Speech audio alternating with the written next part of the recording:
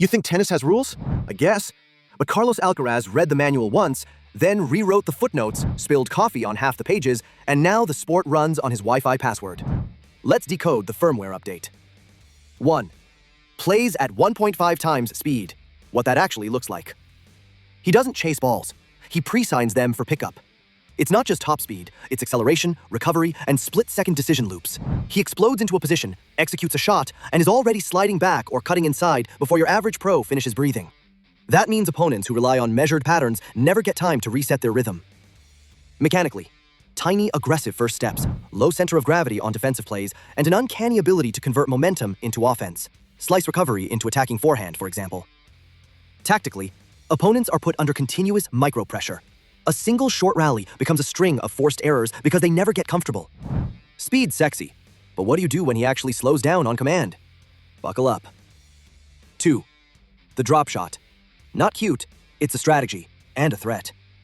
The drop shot is his polite way of saying, "Follow me," then slamming the door. Alcaraz treats the drop shot like a three-part system: disguise, timing, and placement. Disguise keeps opponents honest. If they can't tell whether a ball is short or deep, they can't pre-commit. Timing.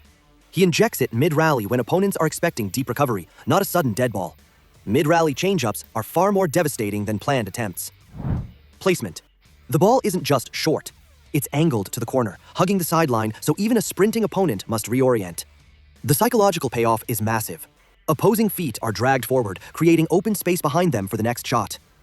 Drop shots win points, sure, but then he follows up with a shot that looks like it's from another era. 3.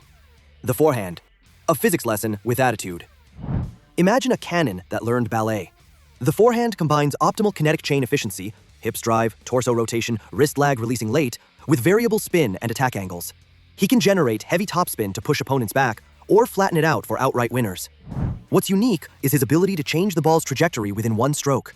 In the same rally, he can alternate spin and flat to punish different court positions. Tactically, opponents can't settle into a single depth or pattern. If they step in, they get clipped. If they retreat, he punishes with a short, deep combo. Also, his forehand from awkward positions, on the run, stretched, keeps rallies alive and simultaneously threatens winners. Great forehand. Even better mentality. And his headspace is quietly illegal. 4. Zero fear. Mental game decoded. Pressure? He thinks it's a suggestion. His composure is a decision-making engine. Reduces catastrophic thinking, maximizes risk-reward clarity. Under pressure, most players narrow options. Alcaraz often broadens them, improvises, and turns pressure into opportunity. That's training plus temperament. Rehearsed scenarios, practiced clutch sequences, meet a baseline confidence that mistakes don't define the next point. Practically, this means he uses higher variance shots when needed, confident he can recover, which forces opponents into overly conservative play or into risky counterattacks that fail more often than not. Fearlessness doesn't help if your body can't follow. Welcome to the Physical Miracle Show. 5. Body built for chaos. The athletic blueprint. He's got sprint speed, elastic recovery, and the kind of balance that makes gravity reconsider. Physical attributes matter here. Elastic ankles for explosive first steps, hip mobility for torque, core stability to transfer power without telegraphing. His recovery is not just sprinting back. It's controlled deceleration, recentering, and exploding again, which lets him extend rallies and punish opponents who think they've forced a short ball. Conditioning also allows him to keep intensity late into matches. While others tactically unload early and fade, he keeps the gas on and compounds pressure. Athleticism is great, but what if he treated tennis like improv? Enter trick shots. 6. Trick shots. Creativity with consequences. Those circus shots? They're not for show. They're tactical misdirection. Behind the back or no-look plays aren't just highlight reel fodder. They're information warfare. A sudden, unusual shot breaks opponents' rhythm and forces them to reevaluate assumptions. If Alcaraz will play a low-percentage creative option, maybe he'll do something even weirder next. And that hesitation wins points. Also, these shots are used sparingly at high-leverage moments where the element of surprise multiplies their effectiveness. The broader lesson? Creativity forces opponents out of templates. Tennis becomes less about pre-computed responses and more about on-the-fly problem-solving. Creativity's cool, but when creativity meets structure, that's when a new generation gets born. 7. Hybrid game. Mixing power, touch, and unpredictability. He's a Swiss Army racket, every tool sharpened. Historically, players skewed heavy on baseline power, serve and volley, or counterpunching. Alcaraz blends aggressive baseline drives, selective net approaches, deft touch, and sudden defensive to offensive transitions. This hybrid style removes predictable matchups. A player who trains to beat baseline power can't suddenly switch to punishing quick net rushes or creative angles.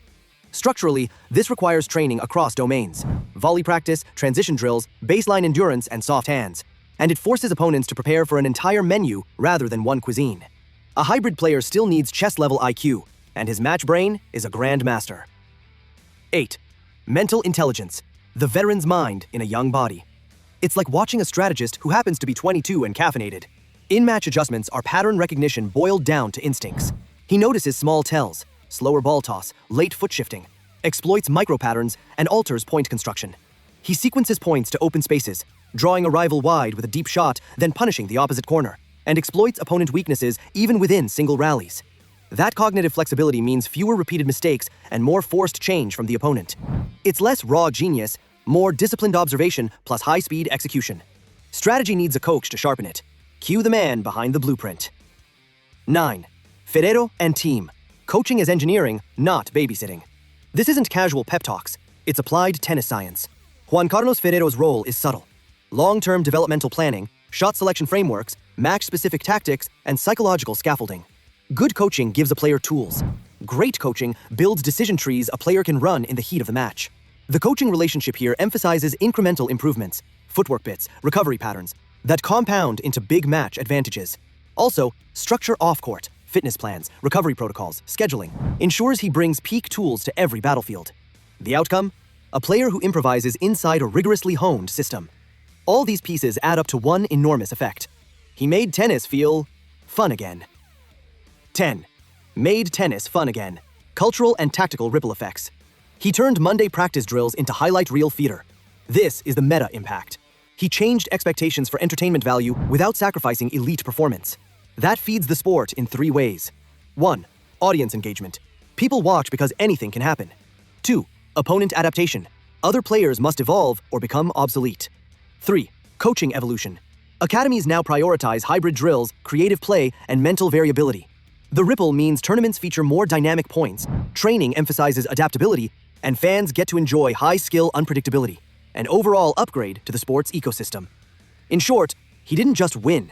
He raised the bar and rewired what good tennis looks like. He rewired tennis. So what do you do about it? Time for the finale. If you loved dismantling that Alcaraz algorithm with me, do the only reasonable thing. Hit like, subscribe, and tell me in the comments, which of these 10 rewrites would you steal for your own game? Want a drill to train one of these skills? Forehand torque, drop shot disguise, or mental reps? Say which, and I'll build a workout video next. Now go practice something ugly and make it deadly.